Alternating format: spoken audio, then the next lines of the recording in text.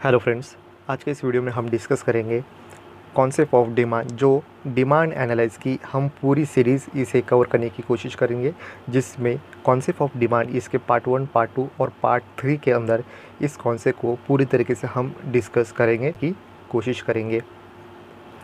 तो इस तरह से कॉन्सेप्ट ऑफ डिमांड, ये डिमांड को हम समझे कि एग्जैक्टली ये डिमांड होती क्या है और क्यों इसकी ज़रूरत होती है फुलफ़िल करने की, और किस तरह से कोई भी कंज्यूमर अपनी डिमांड किस तरह से फुलफ़िल करता है।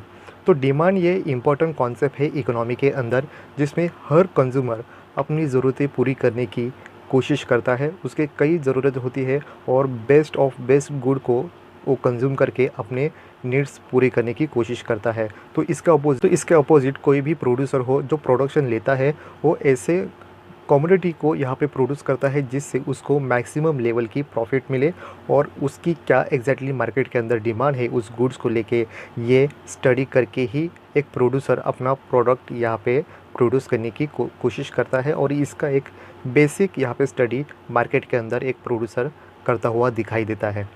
तो इसी के साथ हम देखें तो इन मॉडर्न टाइम पीरियड के अंदर हम देखें प्रोडक्शन जो लिया जाता है प्रोड्यूसर के द्वारा, एक ऐसी क्लू एक होती है प्रोड्यूसर को कि वो एक पहचान जाता है कि मार्केट के अंदर किस तरह से डिमांड है और अपने प्रोडक्शन कितना लेना चाहिए, किसके लिए लेनी है, और एग्जैक्टली कौन सा प्रोडक्ट यहाँ पे प्रोड्यूस करना है। तो इसका एक प्रेडिक्ट यहाँ पे प्रोड्यूसर करते हुए दिखाई देता है, जो और सक्सेस होना भी उतना ही इम्पोर्टेंट होता है। बट हम क्लासिकल पॉइंट ऑफ व्यू से देखें तो JB से ने कहा था कि सप्लाई ये इम्पोर्टेंट कॉन्सेप्ट माना था, और उन्होंने कहा कि सप्लाई कर दो, डिमांड अपने आप होती है। बट ऐसा नहीं होता है। हर कोई प्रोडक्ट का अगर प्रोडक्शन लिया जाए तो उसका डिमांड भी क्रिएट होना चाहिए, बट ऐसा नहीं होता हुआ दिखाई देता है। तो यहाँ पे मॉडर्न एरा के अंदर हम देखें तो मार्केट के अंदर कौन से प्रोडक्ट की ज़रूरत है और कौन से चीज़ को कंज्यूमर कंज्यूम करने की कोशिश करता है, उनकी नीड्स क्या है,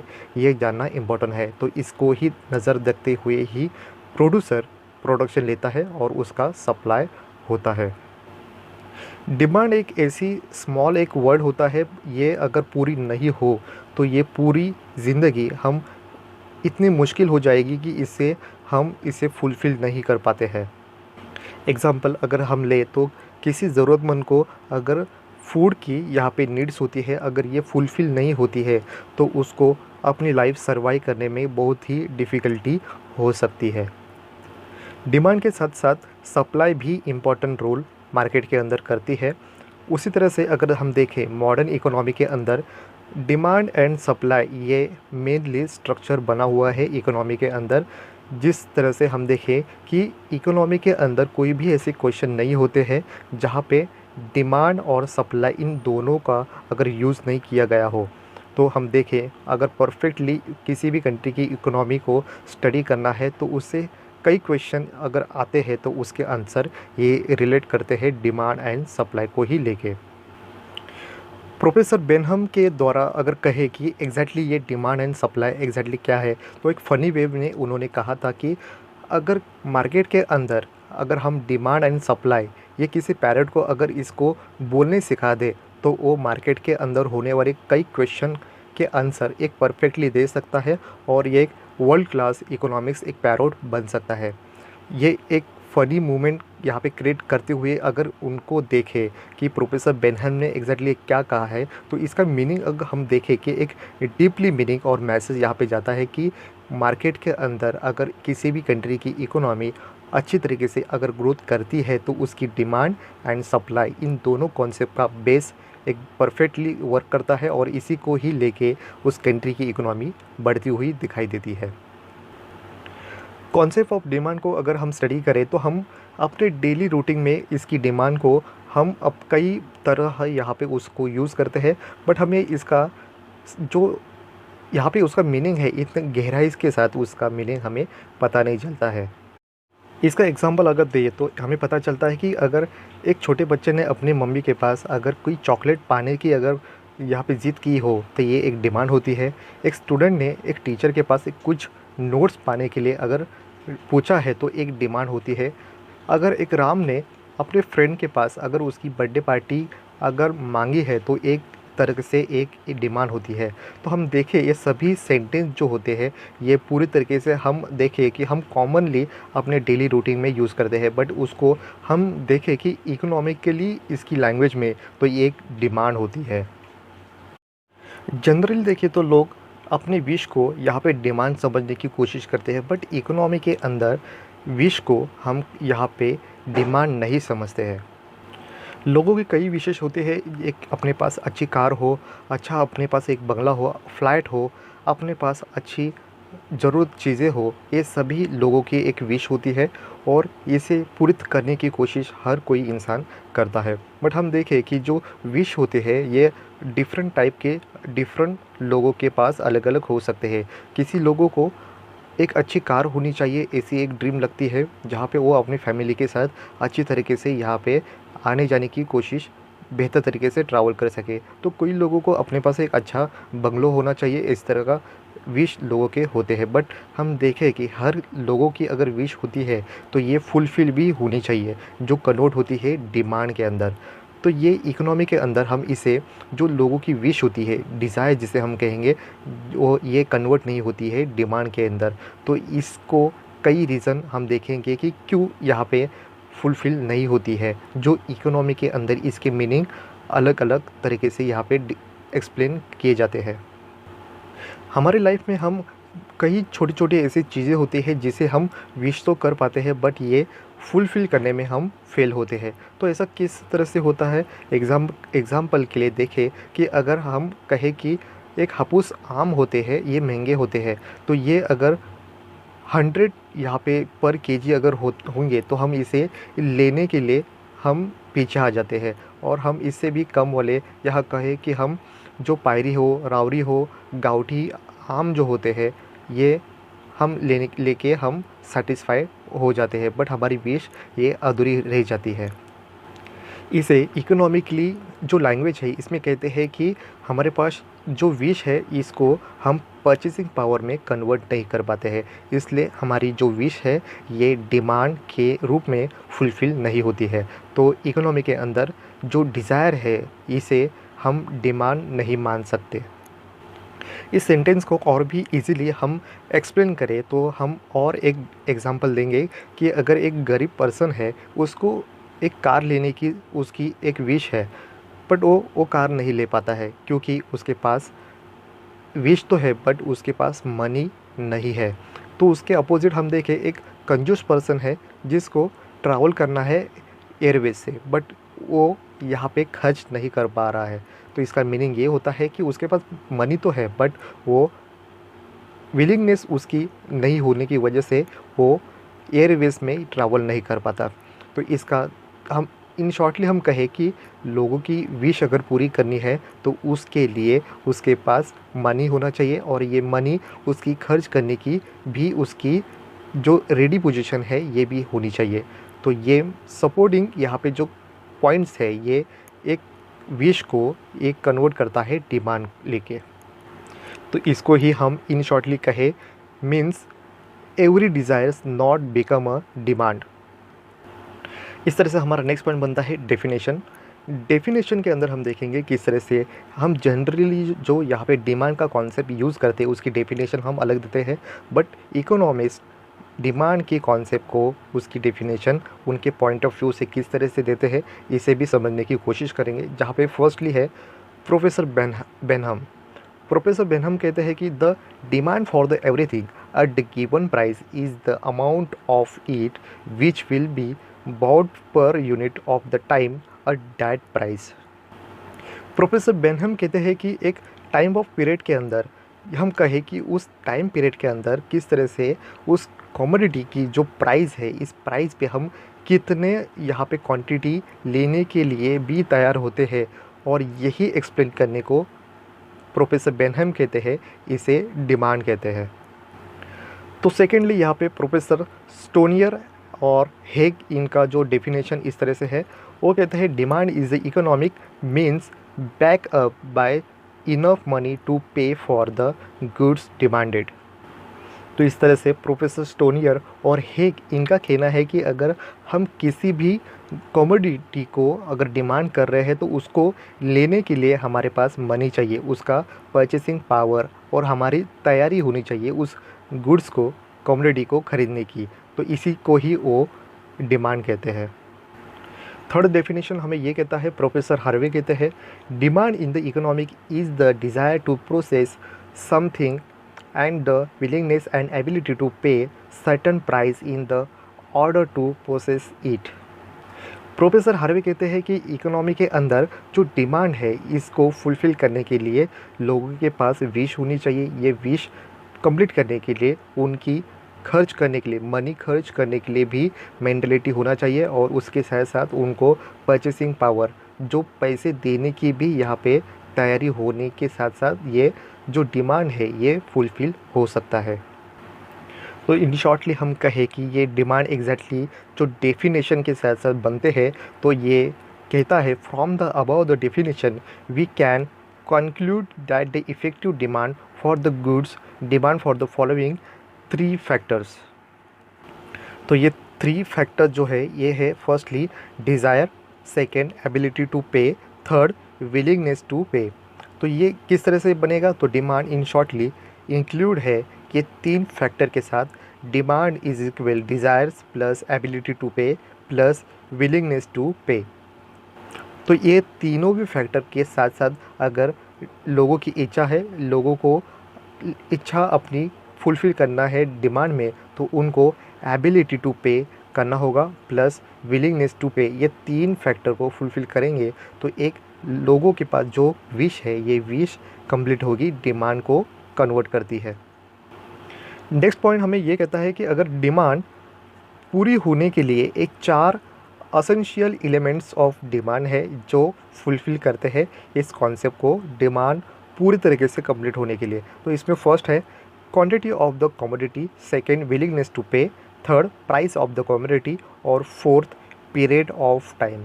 इन चारों यहाँ पे जो एलिमेंट्स है ये एलिमेंट्स कहते हैं डिमांड अगर पूरी होने के लिए क्वांटिटी चाहिए, कितनी क्वांटिटी में वो डिमांड फुलफ़िल होगी, विलिंगनेस टू पे, पैसे देने की तैयारी हो, third price of the commodity, उस कमोडिटी की प्राइस क्या है जो खरीदना चाहेगा, और फोर्थ है पीरियड ऑफ टाइम, ये डिमांड कब पूरी होगी, उसका जो टाइम होगा, यही टाइम। इन चारों एलिमेंट्स को डिमांड कंप्लीट करते हैं। डिमांड अपनी कॉन्सेप्ट अपने आप विश को लेके डिमांड कंप्लीट होती हुई दिखाई देती है।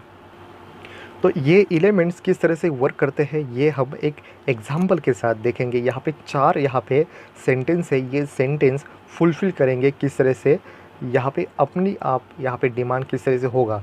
तो यहाँ पे जो फर्स्टली जो सेंटेंस है ये सेंटेंस कहा जाता है Ram wants to buy sugar.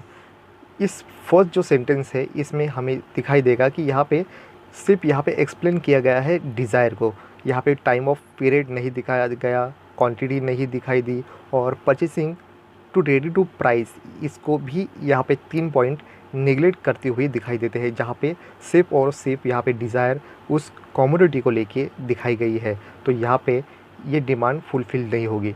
Second बनता है Ram wants sugar eight ₹20।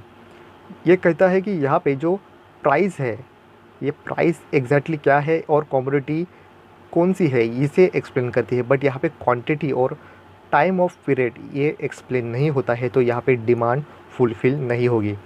Third जो सेंटेंस है ये कहता है राम इज़ विलिंग टू पे 10 kg ऑफ शुगर एट ₹20 पर kg। तो इस कॉन्सेप्ट के अंदर हम देखें तो हमें पता चलता है यहाँ पे प्राइस तो दी गई है, क्वांटिटी दी गई है, परचेसिंग रेडी, या हम कहें उस प्राइस को एग्जैक्टली ये तीनों भी पॉइंट यहाँ पे एक्सप्लेन करते हैं, बट यहाँ पे पीरियड यहाँ पे कब वो डिमांड फुलफ़िल होगी इसे फुलफ़िल नहीं करने की वजह से ये भी सेंटेंस यहाँ पे डिमांड कंप्लीट नहीं होती है। जो लास्ट है ये लास्ट पॉइंट हमें एग्जैक्टली कहता है, जो सेंटेंस है ये कहता है कि Ram has decide to the buy 10 kg of sugar today at the rate of the ₹20 पर kg। यहाँ पे इस सेंटेंस के अंदर हमें टाइम पीरियड भी पता चलता है, क्वांटिटी कितनी है वो भी पता चलता है, उस कमोडिटी की प्राइस क्या है ये भी पता चलता है, और इस प्राइस पे वो परचेसिंग पावर या हम कहें विलिंगनेस टू पे, ये भी कंप्लीट होता है। तो ये चारों जो एलिमेंट्स है, ये फोर्थ जो सेंटेंस है इसमें फुलफ़िल होने के बाद ही ये जो विश है ये डिमांड में कंप्लीट होते हुआ दिखाई देता है। डिमांड फंक्शन हम एग्जैक्टली हम कहें कि ये जो डिमांड है और प्राइस इनमें इन्वर्सली रिलेशनशिप होता है और ये इस दूसरे को किस तरह से यहाँ पे प्रेजेंट करता है। बट ये फुल देखेंगे हम कि जो ये डिमांड फंक्शन है ये अदर भी फैक्टर होते हैं जहाँ पे ये भी इम्पैक्ट मार्केट के अंदर करते हैं और ये डिमांड बढ़ने की कोशिश हो सकती है। तो यहाँ पे अदर जो फैक्टर है इसे भी हम इंक्लूड करते हैं जहाँ पे ये डिमांड फंक्शन कहता है D X is equal function of P X P Y M T A U. तो ये कहता है तो इसमें यहाँ इसे एक्सप्लेन करेंगे तो यहाँ पे डी एक्स का मीनिंग होता है डिमांड ऑफ कमोडिटी एक्स। जो कमोडिटी एक्स है इसकी डिमांड क्या है। एफ ये फंक्शन होता है, इनका जो रिलेशनशिप है ये किस तरह से होगा इसे एक्सप्लेन करता है। पी एक्स है जो प्राइस ऑफ कमोडिटी एक्स की, जो प्राइस है एक्स की कमोडिटी की क्या होगी ये एक्सप्लेन करता है। पी वाई जो price of related commodity Y, इसकी क्या प्राइस है वाई की जो मार्केट के अंदर अदर जो कमोडिटी है इसको एक्सप्लेन करते हैं। एम को इंडिकेट किया गया है कंज्यूमर इनकम, टी को फैशन टेस्ट एंड प्रेफरेंस, ए को एडवर्टाइजमेंट और यू को अदर फैक्टर इसमें इंक्लूड किया गया है। तो इन ओवरऑल हम देखें तो यहाँ पे इस डिमांड फंक्शन को यहाँ पे हमने सभी जो प्राइस है प्राइस को लेके अदर जो यहाँ पे फैक्टर्स है इसको भी हमने इंक्लूड किया है और इससे ही यहाँ पे डिमांड फंक्शन बनता है। बट हम जब यहाँ पे डिमांड फंक्शन इस कॉन्सेप्ट को जब हम किसी गुड्स की यहाँ पे डिमांड करते हैं और उसकी प्राइस क्या है इस दोनों को ही यहाँ पे इंक्लूड करते हैं और जो अदर जो फैक्टर है ये कांस्टेंट होंगे ऐसे मानते हैं और जो प्राइस है ये प्राइस ही एक वेरिएबल फैक्टर होगा जो डिमांड को यहाँ पे चेंजेस करता हुआ दिखाई देता है। तो यहाँ पे जो अभी हमने देखे जितने भी प्राइस को छोड़ के जितने भी जो प्राइस एक्स है इसको छोड़ के अदर जो फैक्टर है ये कांस्टेंट है, इनका कोई भी रोल मार्केट के अंदर जब प्राइस में चेंजेस होते हैं तो डिमांड में अप एंड डाउन होंगे तो इनमें चेंज नहीं होगा अदर फैक्टर में, ये हम अज्यूम कर लेते हैं। सिर्फ और सिर्फ प्राइस में चेंज होने की वजह से मार्केट के अंदर जो कमोडिटी एक्स है इसकी जो डिमांड बढ़ेगी या घटेगी यही एक्सप्लेन करती है डिमांड फंक्शन। इस तरह से हमारा नेक्स्ट पॉइंट बनता है डिटर्मिनेशंस ऑफ डिमांड। तो यहाँ पे कुछ ऐसे भी फैक्टर्स होते हैं जहाँ पे ये भी इम्पैक्ट करते हैं डिमांड बढ़ने और घटने में। तो ये किस तरह से है, यहाँ पे फर्स्टली है प्राइस ऑफ अ कमोडिटी। अगर कमोडिटी की प्राइस अगर बढ़ती है और घटती है तो ये डिमांड पे किस तरह से यहाँ पे असर डालते हैं ये भी यहाँ पे दिखाई देता है। तो ये अगर हम मान लेते हैं कमोडिटी एक्स की अगर प्राइस बढ़ती है तो डिमांड यहाँ पे कम होती है, अगर प्राइस कम होती है तो डिमांड बढ़ती है। तो इन शॉर्टली हम कहें जो प्राइस और डिमांड है इनमें इन्वर्स रिलेशनशिप दिखाई देता है। सेकेंड पॉइंट बनता है पॉपुलेशन। पॉपुलेशन हमें कहता है कि अगर किसी कंट्री की पॉपुलेशन अगर ज़्यादा है तो ये पॉपुलेशन ज़्यादा होने की वजह से डिमांड ज़्यादा होगी और लोगों का कंजम्पशन ज़्यादा बढ़ेगा तो इसकी वजह से ही डिमांड बढ़ती है। बट इसकी इन्वर्सली या हम कहें अपोजिट हम देखें अगर किसी कंट्री की पॉपुलेशन कम है तो उनकी कंजम्पशन भी कम होगा और रिजल्टली हम देखें उनकी डिमांड भी कम होगी। थर्ड पॉइंट बनता है fashion test preference of the consumer. अगर कंज्यूमर के फैशन या उसके रहने की स्टाइल अगर चेंज होती है, उसकी टेस्ट अगर चेंज होगी तो उनका प्रेफरेंस अगर चेंज होता है तो ये भी इम्पैक्ट करते हैं डिमांड बढ़ने और घटने में। तो किस तरह से होगा, तो अगर हम देखें किसी गुड्स की डिमांड ये डिपेंड करती है उनकी फैशन टेस्ट और प्रेफरेंस को। अगर हम कहें कि इनके जो टेस्ट प्रेफरेंस फैशन में अगर चेंज होता है तो डिमांड भी चेंज होती है। अगर हम मान लेते हैं अगर कोई एक सिंपल सा पजामा कुर्ता अगर पहनने वाला इंसान अगर जीन्स और टी शर्ट पहनेगा तो इसकी अगर डिमांड बढ़ेगी तो ये डिमांड बढ़ने की वजह से ही जो मार्केट के अंदर यहाँ पे डिमांड बढ़ती है। उनका अगर फैशन चेंज होता है तो डिमांड बढ़ती है। टेस्ट को हम एक्सप्लेन करेंगे। अगर कोई वेजिटेरियन इंसान है अगर उसको नॉनवेज अगर पसंद आता है, उसकी अगर टेस्ट चेंज होती है, तो वो नॉन वेजिटेरियन अगर होता है तो उसकी भी यहाँ पे डिमांड बढ़ सकती है। तो मार्केट के अंदर ये यहाँ पे इम्पैक्ट करता है कि किस तरह से उनकी टेस्ट, फैशन, प्रेफरेंस चेंज होता है।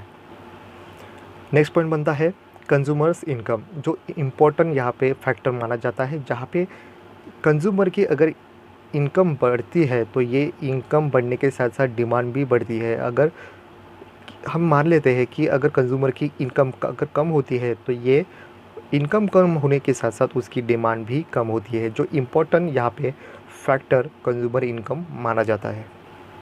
इस तरह से हमारा नेक्स्ट पॉइंट बनता है price of related goods.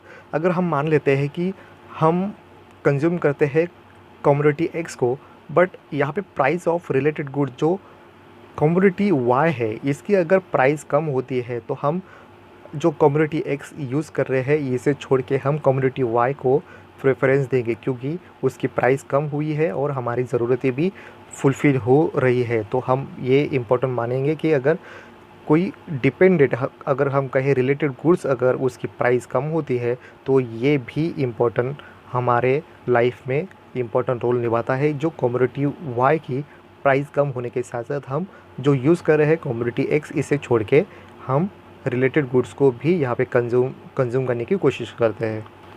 Related goods को यहाँ पे हम दो तरीके से यहाँ पे एक्सप्लेन करेंगे। एक होता है कॉम्प्लीमेंट्री और दूसरा होता है सब्स्टिट्यूट।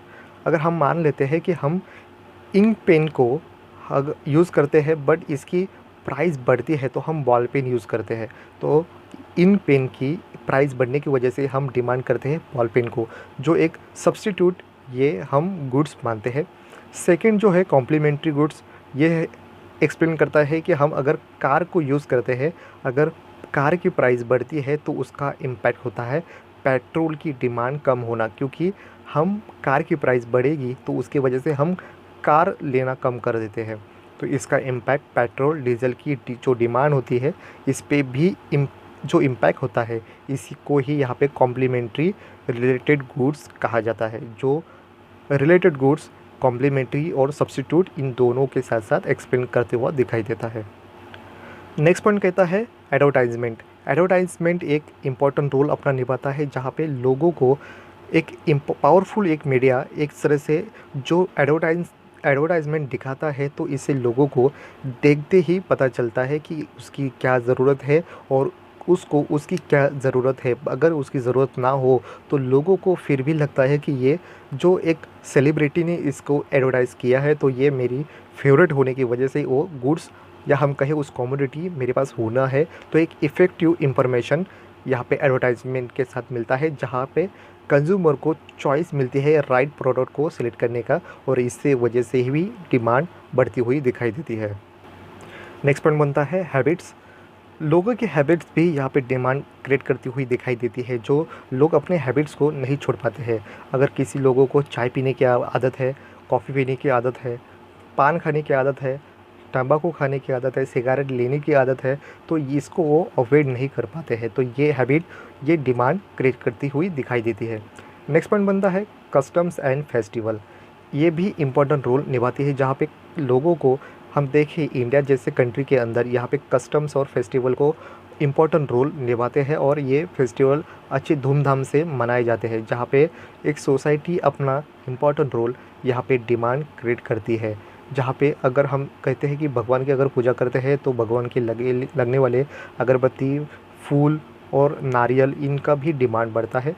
अगर हम कहें कि इंडिया के अंदर ट्रेडिशनल मैरिज को एक इम्पॉर्टेंट रोल निभाती है, जहाँ पे डिमांड बहुत क्रिएट होती है, और यहाँ से एक धूमधाम से शादी करना एक ट्रेडिशनल मेथड बन जाती है, जहाँ पे डिमांड सभी तरीके से बनती है।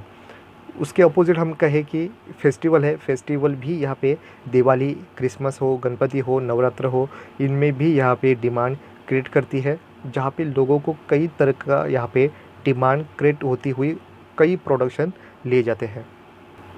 नेक्स्ट पॉइंट बनता है सीज़न, हम कहें इसे वेदर। जहाँ पे गुड्स की डिमांड डिपेंड करती है वेदर पे, जहाँ पे रेनी सीज़न में हम रेनकोट, अम्ब्रेला, इसको यहाँ पे डिमांड करते हैं। समर में कूलर, एसी को डिमांड करते हैं। विंटर में हम स्वेटर और ब्लैंकेट, इनका भी यहाँ पे डिमांड करते हैं। तो यहाँ पे डिमांड क्रिएट करती है सीज़न को भी लेके। नेक्स्ट पॉइंट बनता है न्यू प्रोडक्ट यहाँ पे इम्पोर्टेंट रोल निभाता है, जहाँ पे एक नया प्रोडक्ट जहाँ पे हमें उसकी ज़रूरत नहीं हो, या हम कहें कि वो हमारे पास अवेलेबल हो और भी लाइफ हमारी इजी बने। तो यहाँ पे हम कहें कि यहाँ पे ऑटोमेटिक मशीन हो, या न्यू मोबाइल आने वाली फीचर्स हो, या हम ये जो इम्पैक्ट है ये हमें इलेक्ट्रिक गुड्स पे ज़्यादा दिखाई देता है, जहाँ पे लोग अपने जो डेली रूटीन है और भी फास्टली और भी फास्टेड करने के नज़र से यहाँ पे न्यू प्रोडक्ट अपने पास हो, इसको अप्लायंस को लेने की कोशिश करते हैं। उसी तरह से नेक्स्ट पॉइंट बनता है price expectations of the consumers. किसी गुड्स के प्राइस डिपेंड करते हैं उसके फ्यूचर में होने वाले चेंजेस प्राइस पे भी होते हैं। अगर इन फ्यूचर में अगर वो कमोडिटी कम होने वाली है या उसका शॉर्टेज अगर क्रिएट होने वाला है, तो आने वाले समय के बाद फ्यूचर में अगर उसके प्राइस बढ़ने वाले होते हैं तो हम आज ही उसकी डिमांड करते हैं और उसकी वजह से उसकी प्राइस बढ़ती है। नेक्स्ट पॉइंट बनता है मार्जिनल प्रोपेंसिटी टू सेव। ये इंपॉर्टेंट रोल निभाती है जो रिलेट करती है कंज्यूमर की इनकम के साथ साथ। अगर कंज्यूमर अपना इनकम का मोस्ट ऑफ पार्ट यहाँ पे कंजम्पशन करता है और एक पर्टिकुलर अमाउंट यहाँ पे सेविंग करता है, अगर ये सेविंग करना अगर वो इंक्रीज़ करता है तो यहाँ पे डिमांड क्रिएट नहीं होगी। बट ये MPS जो मार्जिनल प्रोपेंसिटी टू सेव है, ये करना अगर कम कर देता है तो उसका एक्सपेंडिचर बढ़ता है, जो रिलेट करता है डिमांड इंक्रीज़ करने में। तो ये 12 पॉइंट एक इम्पॉर्टेंट रोल निभाते हैं जहाँ पे डिमांड क्यों बढ़ती है और उसके क्या रीज़न, ये 12 पॉइंट एक्सप्लेन करते हैं कि डिमांड बढ़ने के डिटर्मिनेंट्स क्या एग्जैक्टली क्या है। नेक्स्ट पार्ट में हम देखेंगे जो पार्ट 2 है, इसे हम एक्सप्लेन करेंगे kinds of demand, types of demand में हम देखेंगे इंडिविजुअल डिमांड और मार्केट डिमांड एग्जैक्टली क्या है। और थर्ड पॉइंट जो पार्ट 2 के अंदर देखेंगे क्लासिफिकेशन ऑफ डिमांड। ये 3 पॉइंट के साथ हम पार्ट 2 कंप्लीट करेंगे। पार्ट 3 के अंदर हम देखेंगे कि किस तरह से डिमांड फंक्शन वर्क करता है, जो लीनियर नॉन लीनियर कर्व को लेके। और सेकंड पॉइंट जो प्राइस ऑफ रिलेटेड गुड्स, जो सब्स्टिट्यूट गुड्स और कॉम्प्लीमेंट्री गुड्स, इन दोनों को एक्सप्लेन करेंगे पार्ट 3 में। तो आज के इस पार्ट 1 में इतना ही। Thank you.